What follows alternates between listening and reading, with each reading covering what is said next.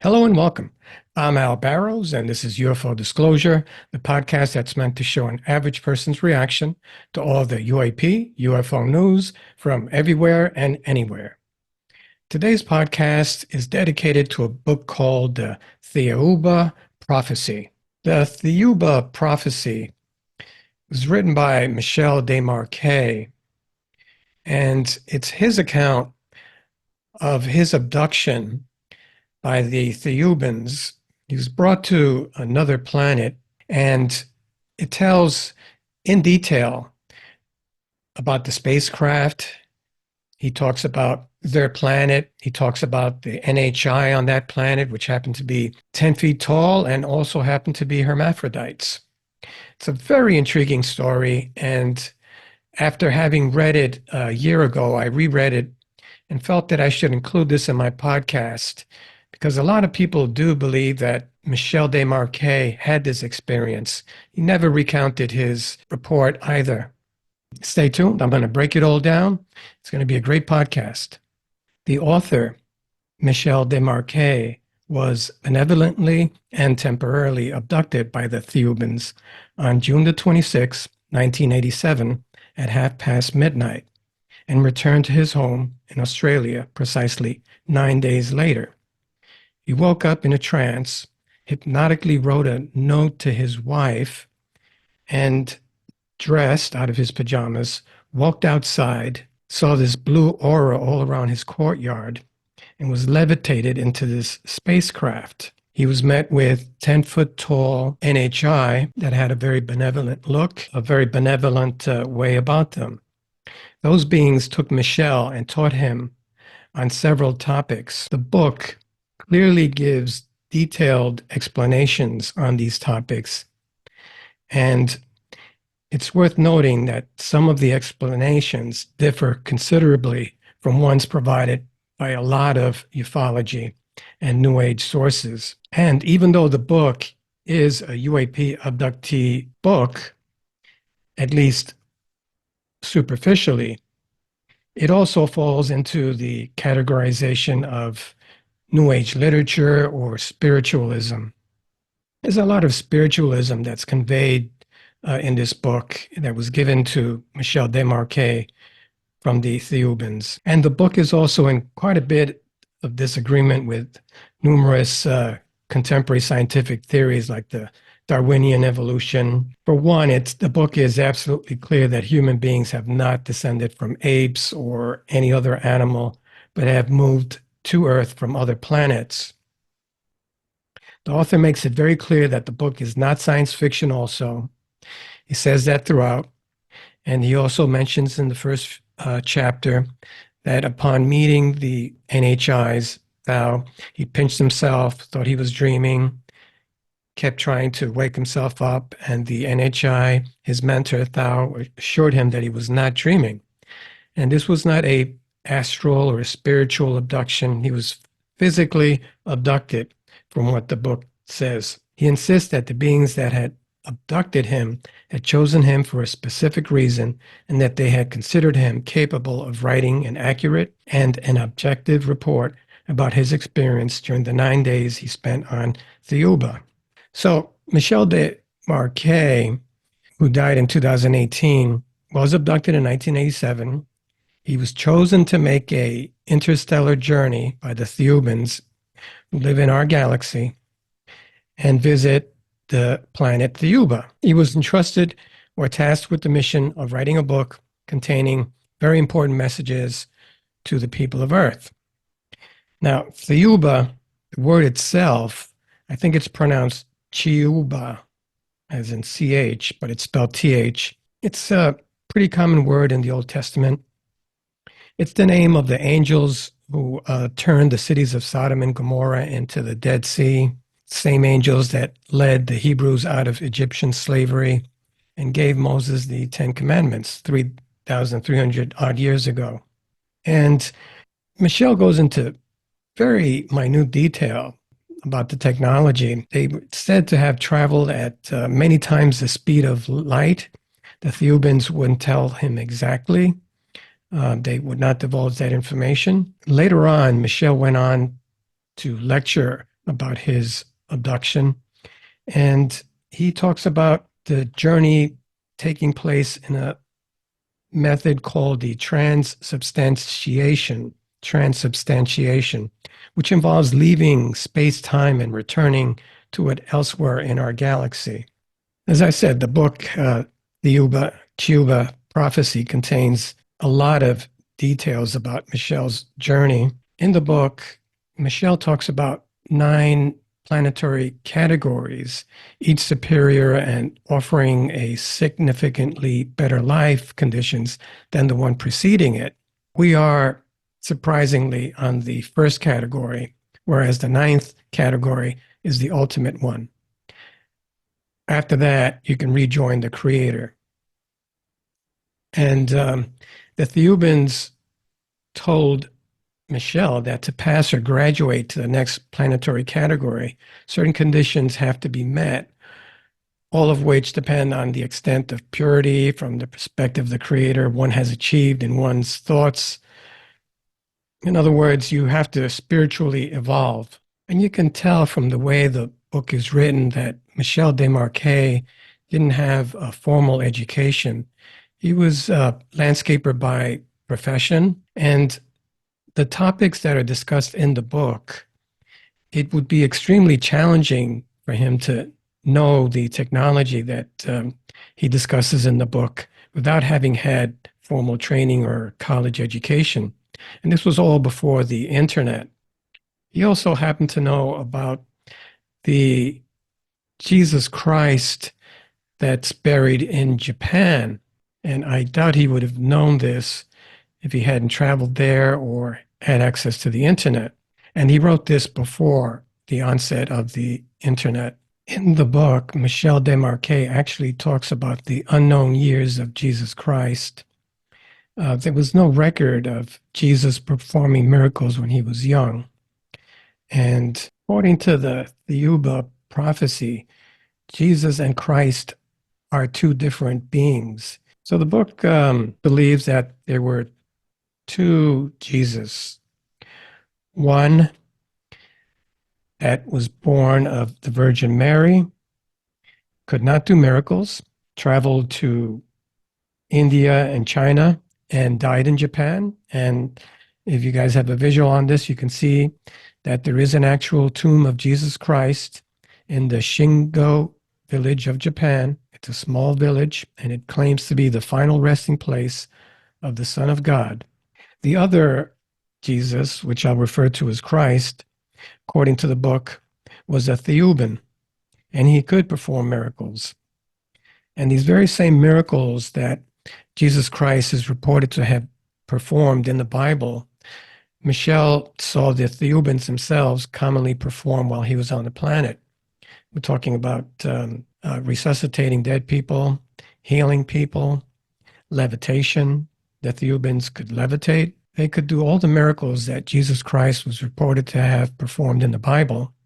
And as far as I know, no human beings on Earth can levitate, except for maybe the occasional Buddhist monk. Here's a clip of the magician Dan White visiting a Buddhist monk in Nepal, and he'll be the judge. He seems to be levitating, although he has a curtain behind him. Dan White seems to believe him.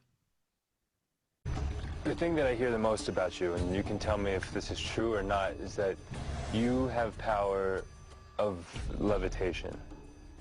And as a magician, this is something that I'm fascinated with. Your magic is fantastic, but we're not the same the Buddhist meditations. Yes, I understand. I know you don't want to teach me how to do it or tell me any of your what you do, but maybe I could just witness it.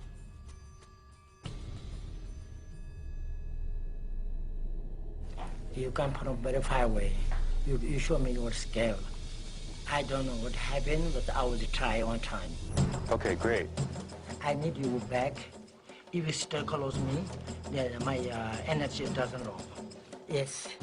Okay.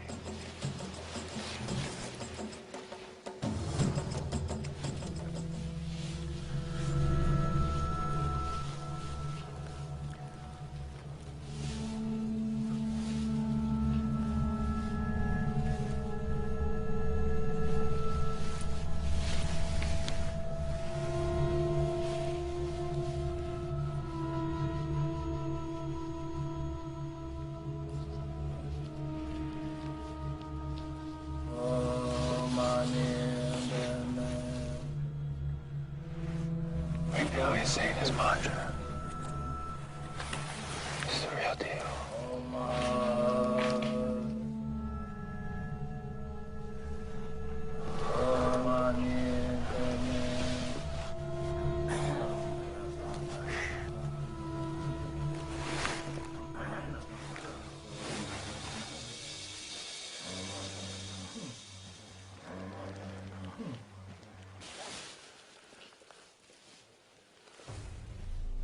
Go get this.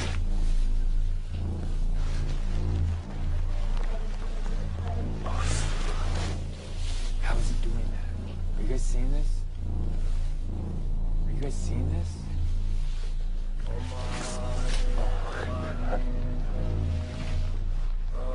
Wow. There's no wires. I didn't see anything. This is crazy.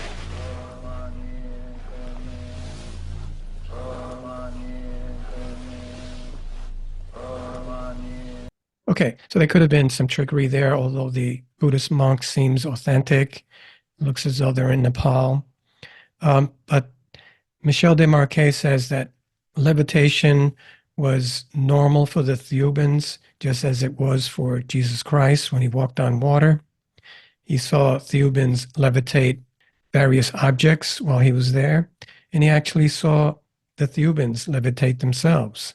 Michel describes Jesus Christ as being able to perform miracles because he was a Theuban. So Michel Desmarquet contends in his book that the miracles performed by Jesus were part of the technology available to the citizens of Theuba, or the Golden Planet, as he referred to it, because it had a golden aura to it when you saw it from a distance.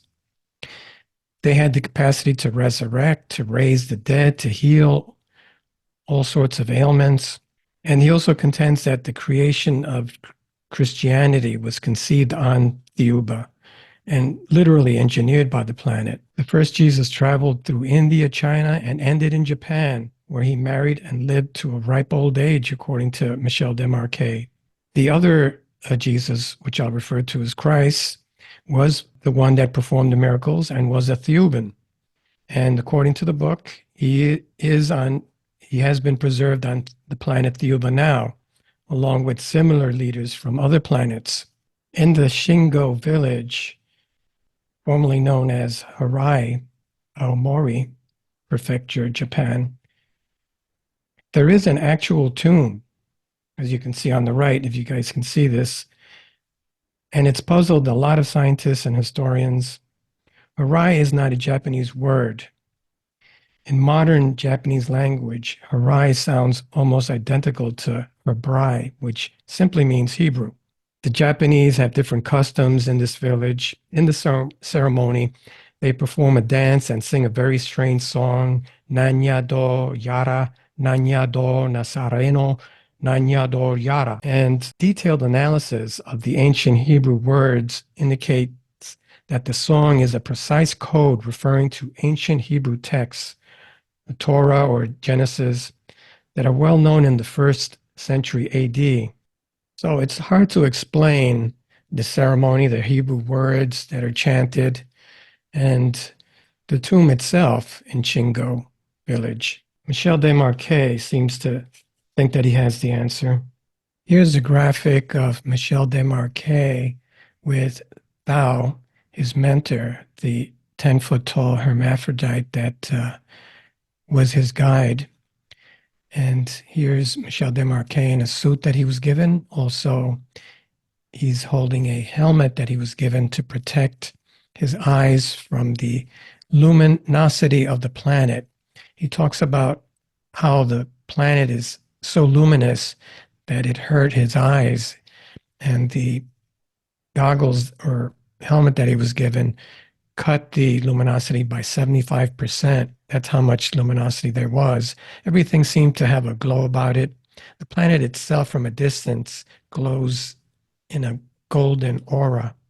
According to Michel Desmarquet, the Theubans told him that our sole purpose here on Earth is to develop spiritually, that to us on Earth, life is a learning process, that we learn how to live, suffer, and die, but also to develop spiritually.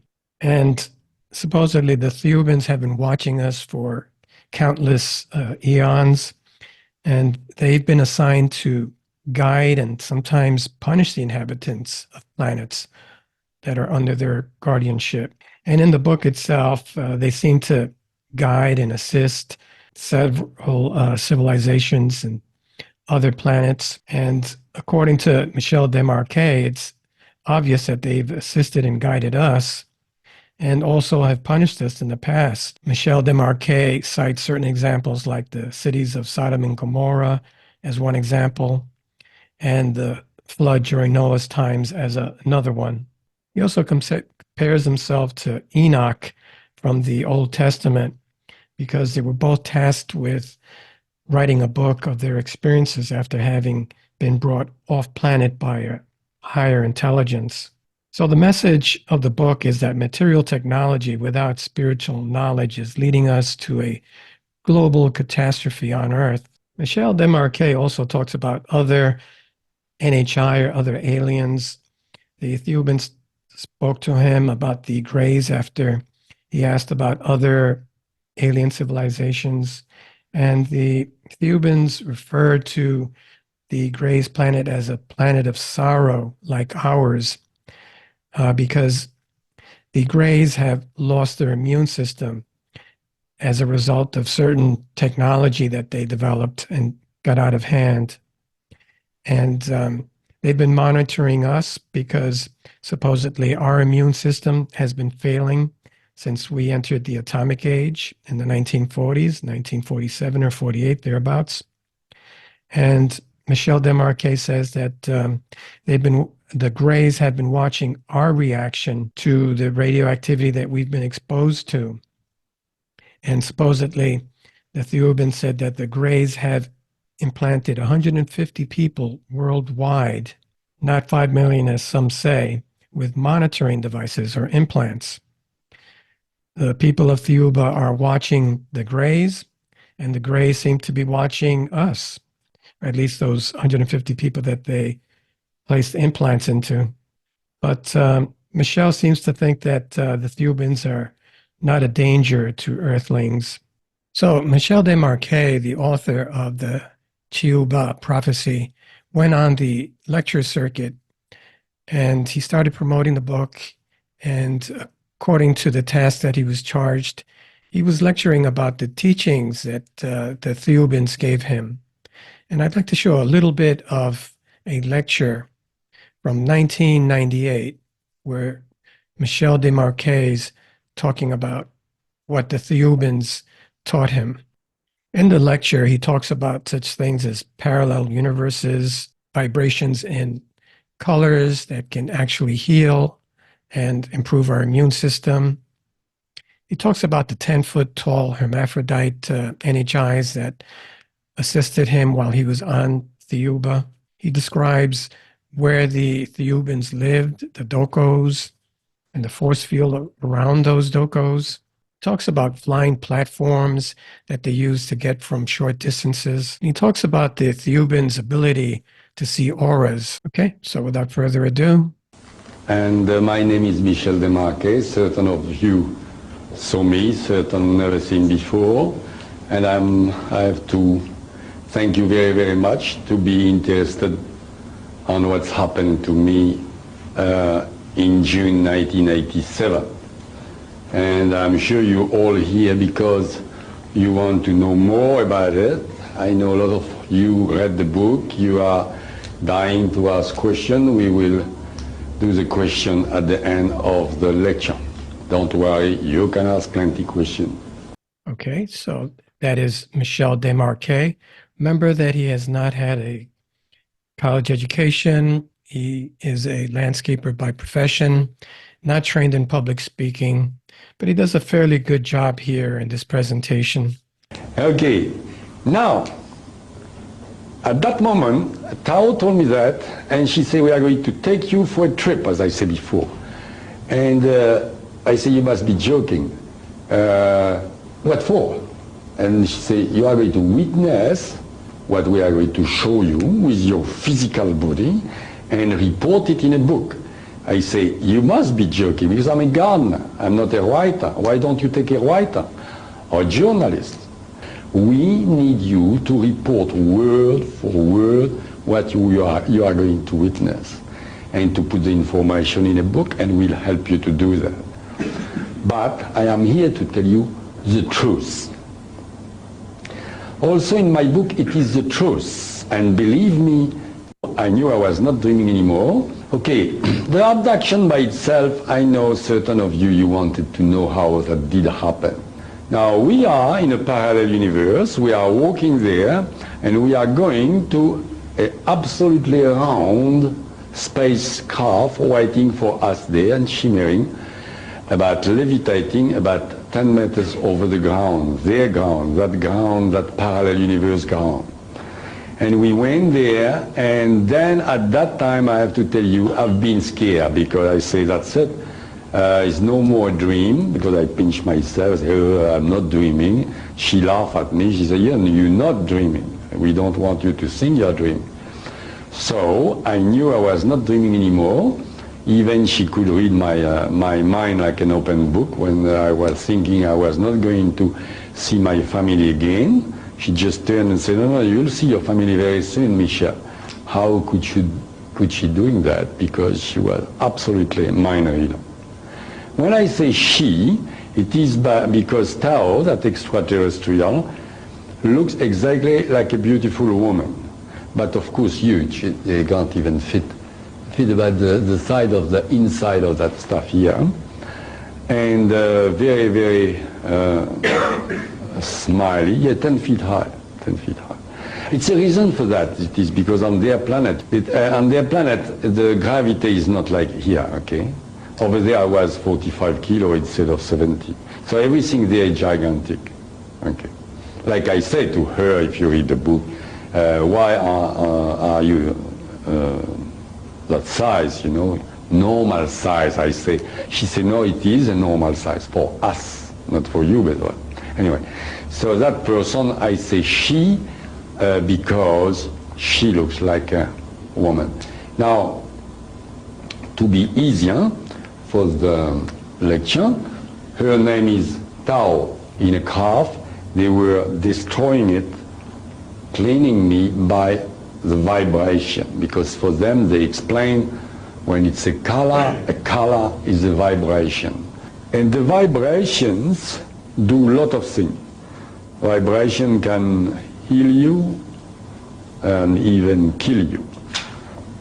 Now I am in a spacecraft. I'm not going to tell you all the stuff in a spacecraft. You can read it quietly for hours. And then we went to the planet named Tiaoba. Now, and I didn't even feel it. But don't think it's work like that. They go first at the speed of light, then they go in a space, and then very far away, because if they do that, example, in our solar system, they blow up. Everything explodes. They would have a terrible accident. So they do that on the middle of space, and reappear at the other end of the galaxy or wherever they want. Then we arrived there, I saw that, so finally we saw Zoom and we saw oceans, islands, like when you can with a plane on a planet, but very, very, very luminous. Then finally, steady, we land, and on the panel, I've been very, very, very surprised that I saw half egg on the ground like that. All like that one, all like that. I say, what is that? You've got eggs, you don't have building on that planet. She said, it is our building. They are named on their language, Doko. Dokos, phonetically what they call them, Doko. And she said, no, Michel, they're not eggs, they are our building, they are force field. We build a force field, and we use it as a building. For anything, the sun, the rain, the wind. And it was amazing, but she says that's not important. As I said to the lady before, the importance here is the gravity. We are gigantic because we don't have the same gravity. You have two problems on our planet before we go out. The first is you are going to be unbalanced because On Earth you were 70 kilo, and with difference of gravity you are going to jump a bit and be about 45 kilo. The second is more important. We are going to give you a mask to cut 75%. 75% of the luminosity of our planet.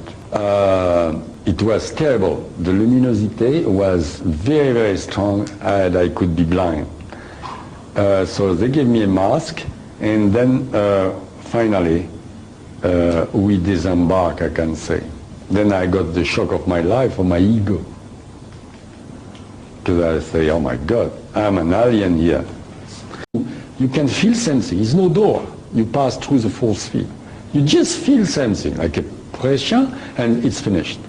Then the big surprise is, when you feel that, you look around you, is no more Doko. You are outside. Imagine all that building disappear. You see everything outside. It's a very simple explanation. You can't see inside, but when you are inside, they made it like that. You can see outside. She was doing, of course, each time it was for a reason. You'll see later. And she started to levitate. You know, cross legs like that, and levitation. She levitated. She went right up on the top of the Doko. So I was, and suddenly I look around me, and nobody was looking at Tao. Everybody was looking at me, having a very good time, because I looked, of course, like an idiot. For them, it was absolutely normal, and for me, because you heard about yogis levitating, yeah, but you never seen them, and I never seen them either. And when I saw that person levitating, I was very mad. Okay, then everybody went, and I slept in that Doko, and the next morning, Tao came to me, and I had my bath and everything, and I had this suit they gave me, they built specially for my size, space suit, and she told me to not wearing it, and she gave me a robe at my size. What's going on? She said, no, it's simple. It's very simple, Michel. We give you that robe, and we build that robe, and the color of the robe being match with your aura. So she explained that to me, and I was amazed. I didn't really understand what she was talking about.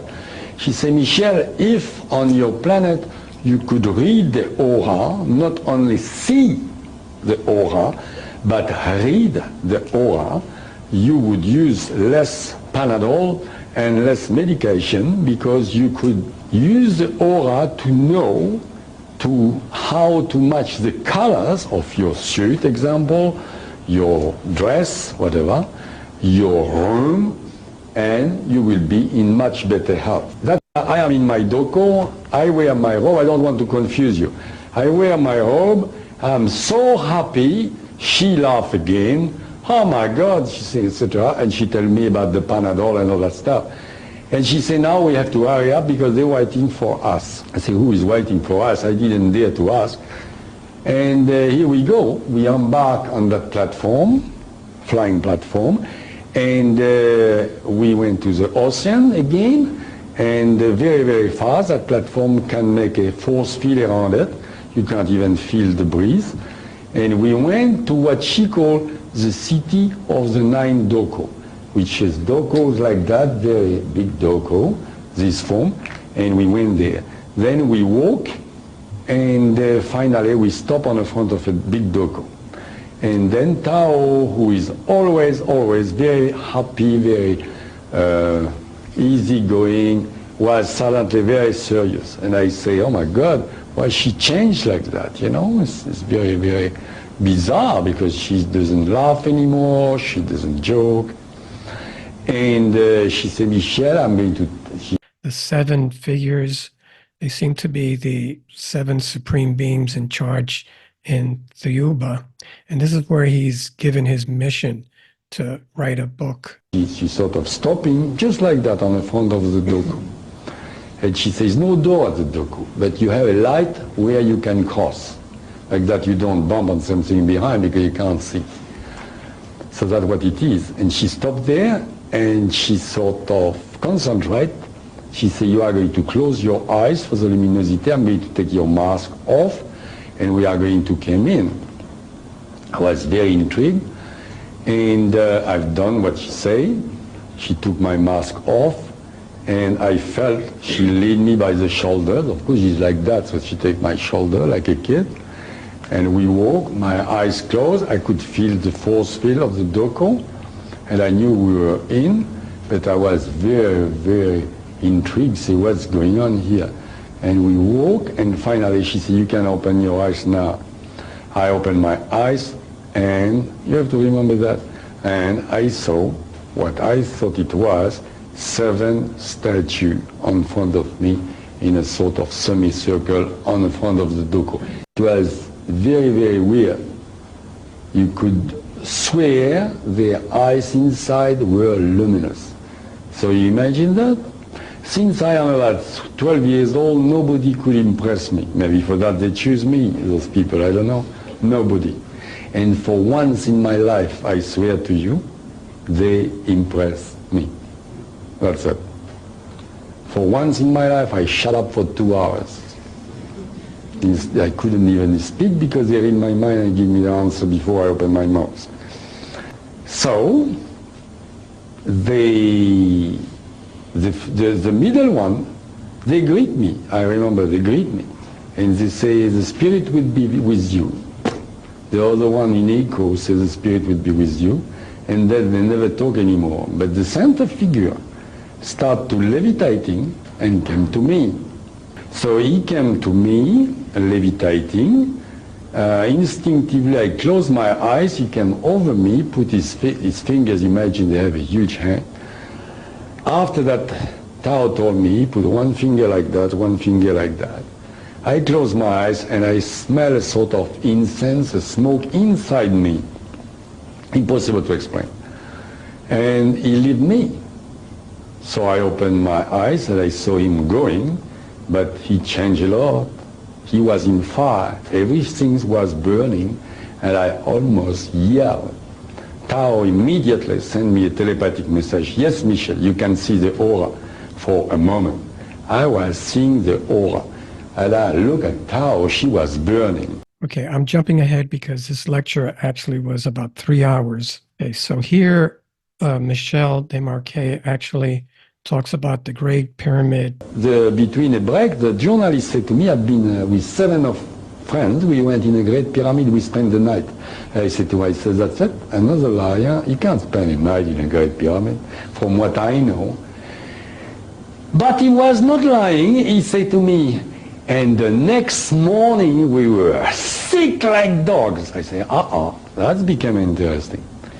He told me they were with, what do you call it, tape recorders, camera, everything being erased, and they were very, very disappointed because of the magnetic field inside the Great Pyramid.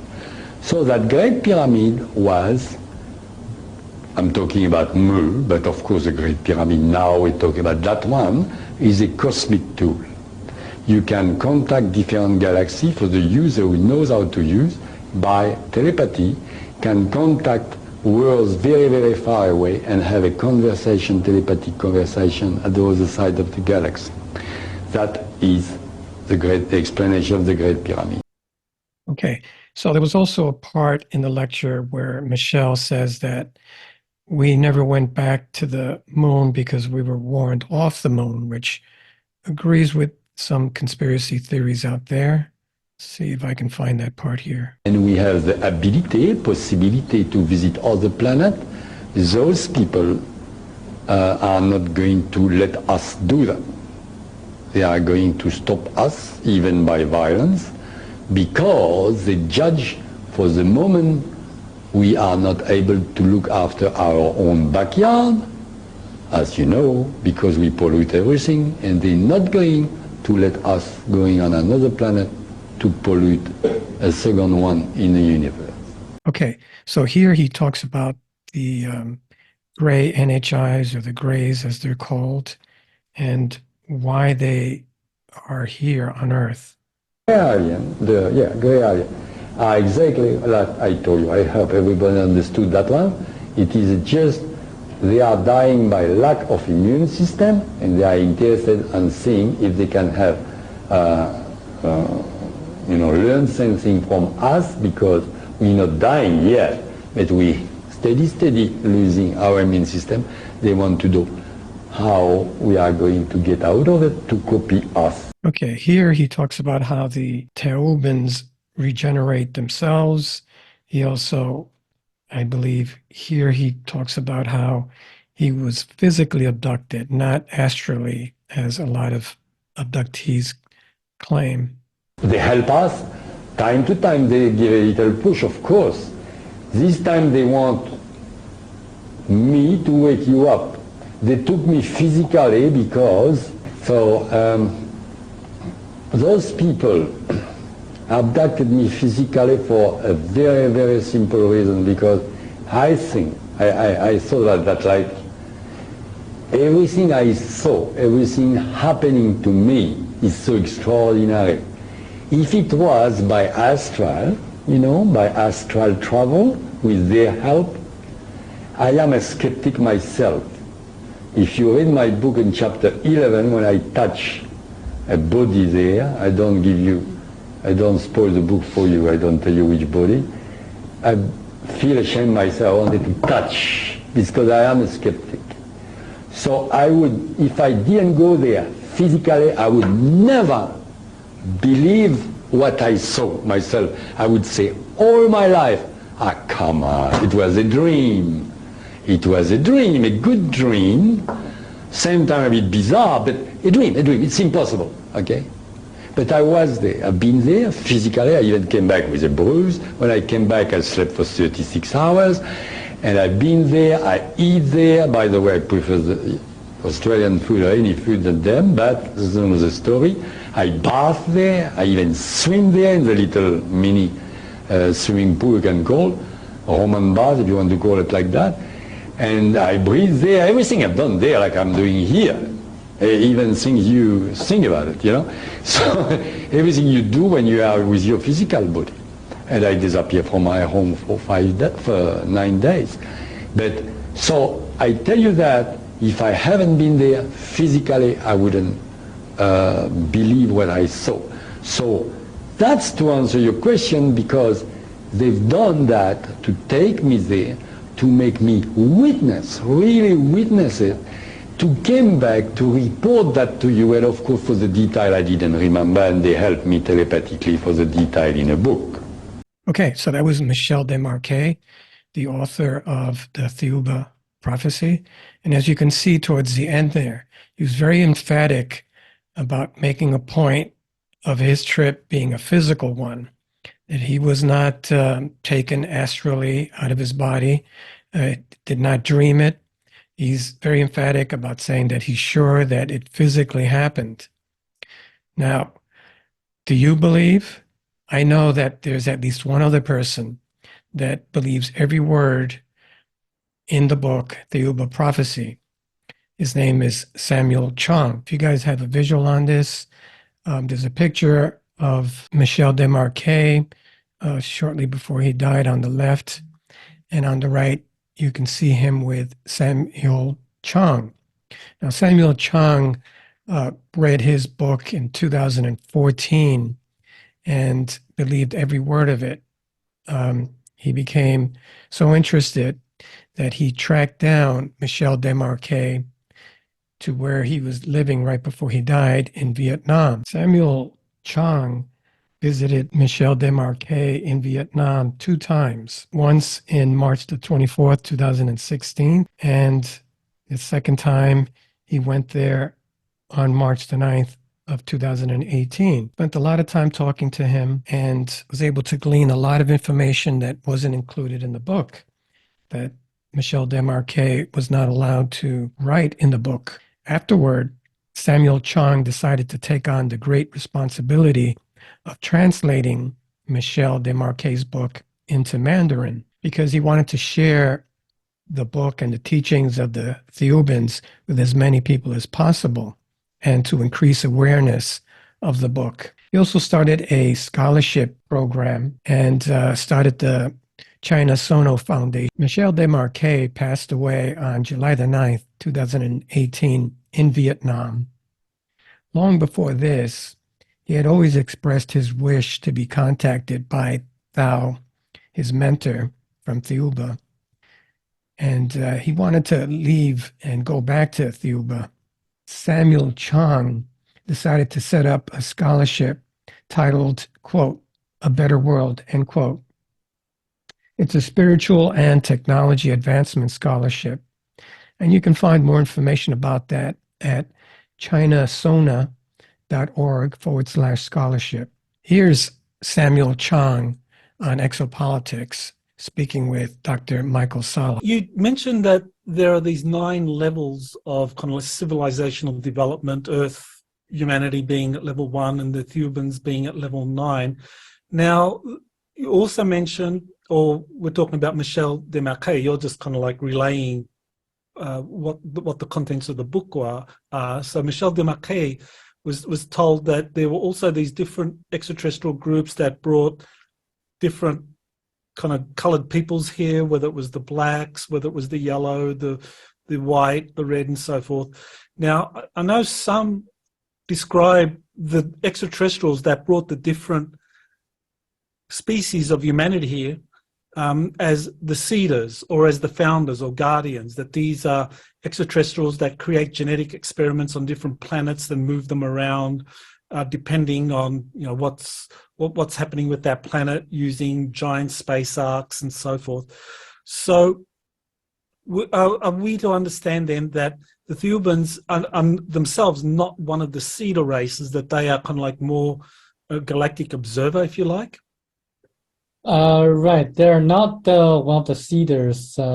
They're kind of our mentors or guidance to really direct us to the right direction, the direction of spirituality or spiritual growth, as they did in the ancient history in our past. And I think there are stories about ET races bringing people here, but according to this book, the black people and the yellow people came on their own because their own planet, Baccaratini, was dying off. So their own planet was cooling down. So they had to migrate. So they migrated to Earth. So did the Caucasians too. Okay, so here he talks to Dr. Sala about how the book became a bestseller in China and Taiwan. So the book is translated into Chinese and then becomes a bestseller in China and in Taiwan. Taiwan. So, I mean, why is it a rare thing? How come that was a surprise to you? Well, to me, it's. I was expecting this book to be a bestseller in China and Taiwan because this is a unique book, especially given the fact in the last few decades, there hasn't been a lot of good books on the ETs or spirituality in China. And in Taiwan is mainly due to the promotion of social media, because certain social influencers talked about this book on YouTube, and also some of the other social media platforms, that caused a lot of people to have the opportunity to know about this book. What's really surprising to me is that in the US, there hasn't been a lot of people who really paid much attention to this book yet. So this is where I come in. I'm trying to spread the words and spread the messages, and to do the best I can to let more people know about it. Very interesting. I think a lot of people would be kind of like questioning the Chinese government. I mean, it's a communist government. Did they in any way try to repress the book? This book was published in mainland China as a science fiction. So people can just say this is a novel, like a fictional story. So nothing to worry about it. This is the reason. Yeah. Okay, yep, very, very smart. Okay, so here's where Dr. Sala wants to know how the Theubans reproduced. After all, they were hermaphrodites. Well, one of the kind of questions I have, and I guess a lot of people would have the same, is, well, how do hermaphrodites reproduce? Okay. They can reproduce at their own will. For example, because they're hermaphrodites, they can control their population. So they decide when to have a baby, and they have sexual pleasures as well, and they can, whenever they need to, they can just have sexual pleasures on their own without having to have another partner. So they can also regenerate their body. So this is why the Theoban, this group of ETs, they always look like in their 30s. They never age. Okay, so just for my listeners, I know that you're probably wondering as well. I don't think Sam Chung was very clear there. In the book, when Michel asks Tao, his mentor, how they reproduce, Tao answers, and I quote, exactly as you do on Earth. The only difference being that we genuinely control the births. After finding out that they were hermaphrodites, all of them, he decided that the best way to feel comfortable for his own comfort, he would just refer to them or think of them as female. And he had a very interesting philosophical insight after finding out that the Theubans were hermaphrodite and not women. And I quote, he says, it occurred to me that we really do see people as we think they are and not as they are. How very true. So the book, Theuba Prophecy, is not so much a prophecy as much as a friendly warning by the Theubans on how to take care of our planet, each other, and how to evolve. I think that Samuel Chong pretty much took everything to heart and has made his part of his life mission spreading the word. I have been in contact with Samuel Chong and hope to interview him soon, which may be the second part to this podcast. So stay tuned for an interview with Samuel Chong that will be upcoming soon. In the meantime, I hope you guys enjoyed this podcast on the Theuba prophecy. My name is Al Barrows. This has been UFO Disclosure. Please remember to like, share, and subscribe. And let's spread a shield of protection for all the children in Gaza and the Ukraine. They're lonely and afraid. Let's keep searching for the truth. All my good intentions and love go out to all. Thank you. Thank you all for listening to my podcast.